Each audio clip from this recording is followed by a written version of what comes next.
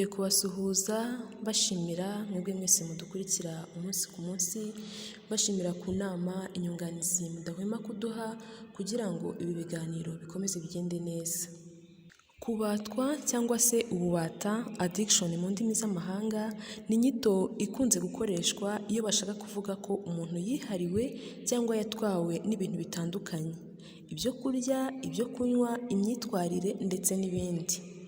Muri iki kiganiro kigufi turarebera hamwe kandi dusobanukirwe kubatwa ni iki, ni ibihe bintu byifitemo ubushobozi bwo kubata, ni iyihe nzira bicamo kugira ngo umuntu agere ku kigero cyo kubatwa, ni ibihe bimenyetso bigaragaza ko umuntu yabaswe n'ikintu runaka, kubatwa byakirindwa bite, ni ubuhe buryo bwo gukira igihe umuntu yamaze kubatwa n'ikintu runaka, ni izihe ngaruka zo kubatwa.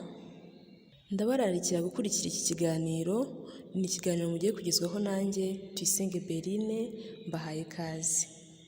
Mu bumenyamuntu, ubucengeramuntu psychology mu ndimi z'amahanga, bavuga ko kubatwa ari uruhurirane rw'imyitwarire itandukanye ibaho bitewe n'ikintu runaka cyabayeho kigahungabanya amarangamutima, cyangwa bitewe no kwibuka ibintu runaka byabayeho bigahungabanya amarangamutima.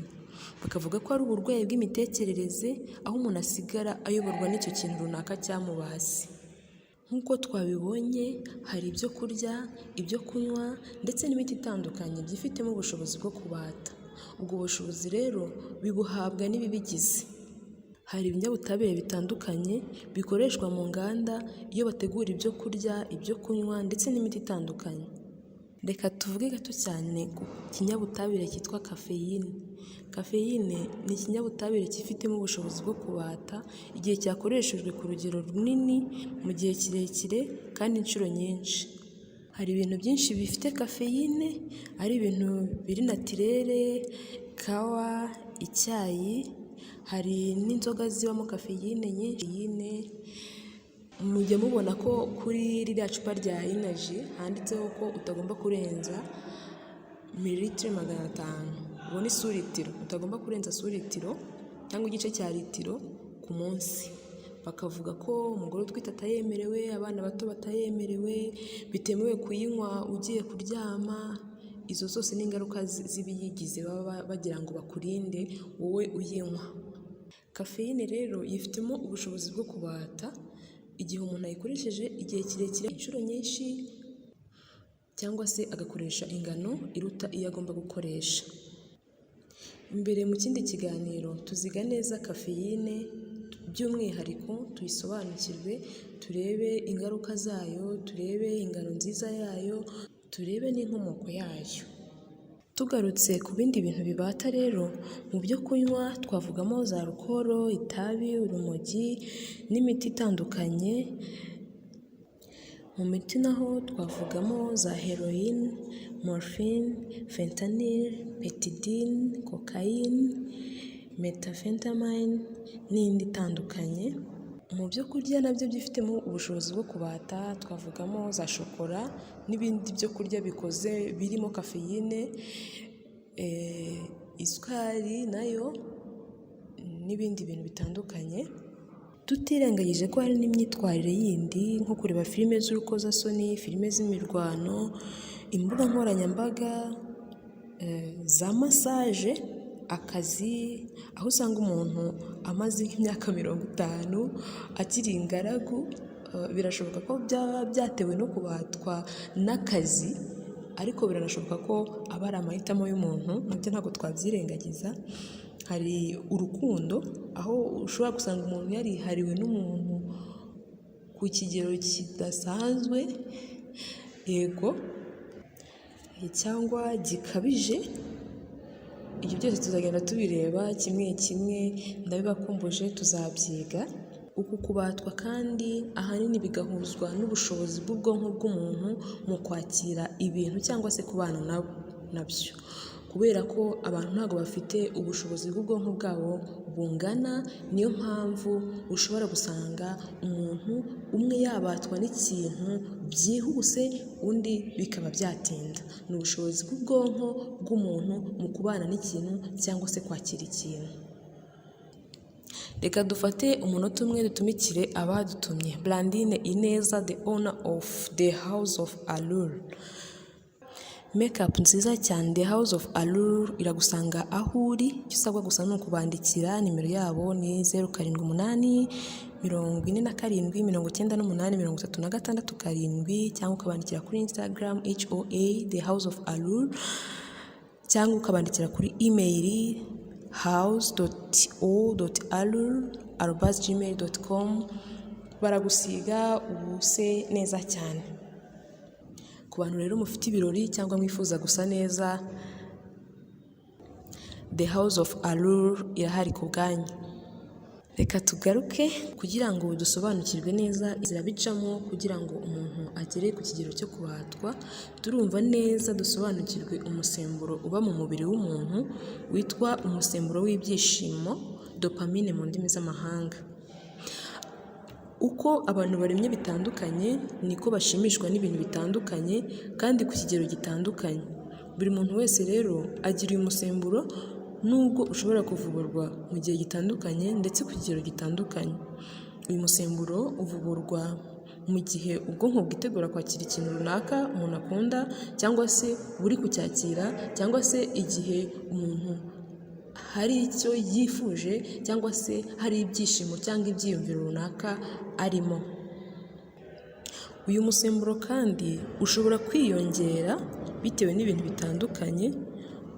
Bishobora guterwa na siporo, gusinzira cyane, sex, massage, kumva umuziki, cyangwa se uri gukora ikintu ukunda, cyangwa uri mu bihe byiza bidasanzwe, cyangwa ibyo kurya n'ibyo kunywa bitandukanye bishobora gutuma uyu musemburo wiyongera mu mubiri cyangwa se uvuburwa ku kigero kidasanzwe mu mubiri.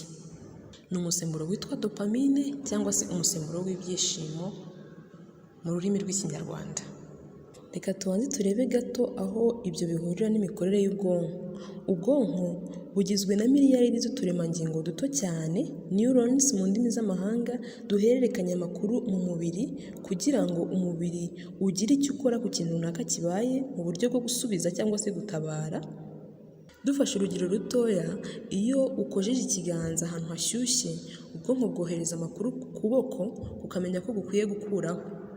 Ibi nanone ni nk'uko iyo uhumuriwe n'ikintu ukunda ushobora kumva amazi yuzuye akanwa, cyangwa iyo utekereje ikintu, ukoze ku kintu runaka, ubwonko burabyumva bukohereza amakuru ku gice runaka cy'umubiri kibishinzwe, umubiri ukitegura kwakira icyo kintu cyangwa kukirwanya. Ibyo bigakorwa mu gihe gito cyane. Murumva ko ubwonko ari igice gikomeye, impano ikomeye y'umubiri Imana yahaye umuntu. Uko umuntu atekereza, uko umuntu abana n'ibimuzengurutse, uko umuntu abana n'abandi, uko umuntu yita ku nshingano ze, uko umuntu yiga agafata, ibyo byose biterwa n'imikorere y'ubwonko bwe cyangwa n'ubushobozi bw'ubwonko bwe. Ikintu rero gihungabanyije ubwonko gihungabanya imikorere n'imibereho ya nyirabwo. Ibintu byose rero bibata bikora ku bwonko bigahindura imikorere n'imitekerereze ya nyirabwo.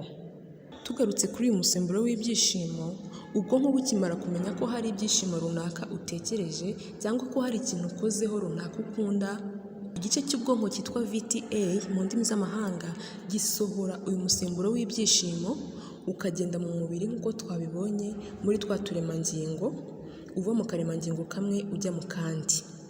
Mu gihe runaka rero uyu musemburo uzasubirayo. Mu gihe rero umuntu yakoresheje ibiyobyabwenge cyangwa ibintu runaka byifitemo ubushobozi bwo kubata, ibi biyobyabwenge icyo buzakora ni ukugabanya ahantu hose byacamo kugira ngo uyu musemburo ugabanuke. Hari ibizakora ku buryo bituma umubiri uvubura dopamine cyangwa se uyu musemburo w'ibyishimo mwinshi cyane, hari n'ibizatuma uyu musemburo udasubiramo. Bivuze ngo uyu musemburo uzaba mwinshi mu mubiri igihe cyari giteganyijwe ko uyu muntu amara mu byishimo kibe kirekire cyangwa se cyiyongere. Wakwibaza ngo ibyo se bitwaye iki? Kuba nafata imiti runaka cyangwa nkafata ka energy kugira ngo bimfashe kwishima, binyongerera igihe mara ndi mu byishimo, mbe alert mbashe gukora akazi kanjye neza, ndi ku kazi sinsinzire. Ibyo ngibyo bitwaye iki? Ushobora gutekereza ko ntacyo bitwaye, ariko twabonye ko kubikoresha inshuro nyinshi mu gihe kirekire bitera kubatwa nabyo. Uburyo bibikora rero ni uko mu gihe utabibonye nta mahoro uzagira amahoro gusa igihe wabibonye.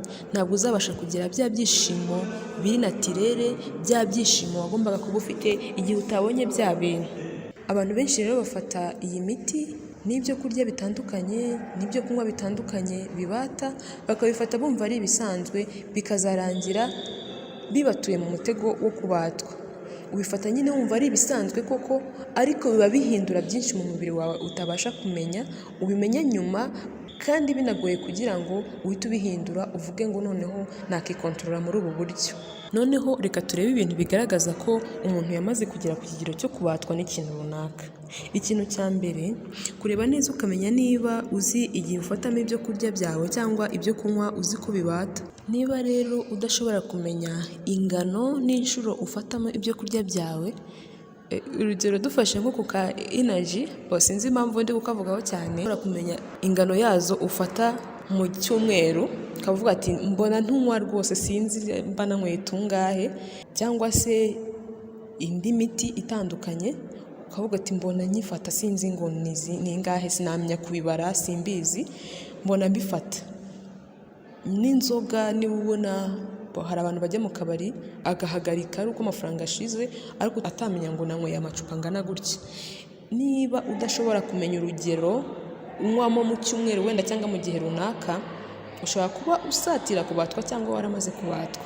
Ikindi cya kabiri cyo kubipima ni ukubihagarika hagati y'iminsi 7 n'iminsi 10. Nubihagarika ibyo bintu byakubase ibyo ari byo byose, ntabwo tuvuze ngo ni kuri energy, ntabwo tuvuze ngo ni ku nzoga, ntabwo tuvuze ngo ni ku miti gusa, byose niba ushobora kubihagarika hagati y'iminsi 7 n'iminsi 10 ntibigire icyo bigutwara. Hari ingaruka ushobora kuzamura mu gihe wamaze kubatwa, zirimo isereri, kubabara umutwe, kumva wihebye, agasesemi, kuruka, kumva ubuze amahoro. Ibyo bishobora kumara hagati y'umunsi 1 n'iminsi 5. Utabonye ibyo bimenyetso tuvuze ntago uba warabaswe, ariko ushobora no kuba utabibonye ariko uri mu nzira yo kubatwa, nanone birashoboka. Ubonye ibyo bimenyetso rero, utangiye kubona ibyo bimenyetso, icyo gihe uba waramaze kubatwa. Kubatwa se bishobora kwirindwa? Yego rwose. Hari abantu bafite inshingano zo kurera nko mu bigo by'amashuri, ababyeyi bakwiye kwita ku bana babo, cyane cyane urubyiruko, bakamenya amahitamo yabo bakabafasha, kuko ushobora kwibwira ko umwana afite amahitamo meza, afite inshuti nziza, ariko ugasanga agiye nko mu bigare baramwanduje, birashoboka. Icyo gihe rero biba byiza ko umwana umuganiriza mbere, ukamenya amahitamo ye, ukamufasha kandi ukamuyobora. Niba wamaze kumenya ko ikintu kibata, irinde kugifata inshuro nyinshi kandi mu gihe kirekire. Kwirinda biruta kwivuza. Tuvuze gato ku ngaruka zo kubatwa, ni nyinshi cyane, ariko twavuga ku bijyanye n'iterambere ry'umuntu. Umuntu wamaze kubatwa n'ikintu runaka, tuvuze wenda nk'imiti, tukavuga n'ibindi byo kunywa bitandukanye, ibyinshi biba bihenze, akoresha amafaranga menshi, aho yagakoresheje yiteza imbere, ugasanga yakoresheje agura ibyo bintu, ugasanga umuryango we ntabonye uko awitaho, ugasanga kandi nawe iterambere rye bwite ribaye rikeya. Ikindi, umuntu wamaze kubatwa n'ikintu runaka, akenshi nk'uko twabibonye, ubwonko bwe buhinduka, imitekerereze n'imikorere mu gihe yafashe bya bintu. Uyu muntu kwita ku nshingano ze, kwita ku muryango we, bishobora kuzamugora cyane. Ikindi, uyu muntu wamaze kubatwa n'ibintu runaka ashobora kuzica amasezerano y'inshuti ze, kuko imitekerereze ye n'imibanire n'abandi byose, uko akora inshingano ze byose bizajya bidepanda cyangwa se bigendera ku kintu runaka cyamubase. Tutirengagije ko azaba ahombya igihugu, ahombya umuryango we, nk'uko twabibonye azaba atakita cyane ku bindi mu gihe atarabona ibyo bintu byamubase. Azagira amahoro gusa ari uko yabonye bya bintu byamubase. Azumva ari bwo buzima bwe, azumva ari cyo cyonyine kimuha amahoro n'umutuzo. Niho rero ushobora gusanga mu miryango harimo amakimbirane, niho ushobora gusanga harimo imirwano itandukanye n'ubwumvikane bukeya. Ingaruka ni nyinshi cyane ntabwo twazivuga ngo tuzirangize, niyo mpamvu dukwiye kwirinda biruta kwivuza, kandi wanga kwirinda ukazabura uko wikura mu kibazo ari wowe wacyiteye. None birashoboka ko umuntu yakira igihe yamaze kubatwa n'ikintu runaka? Yego birashoboka.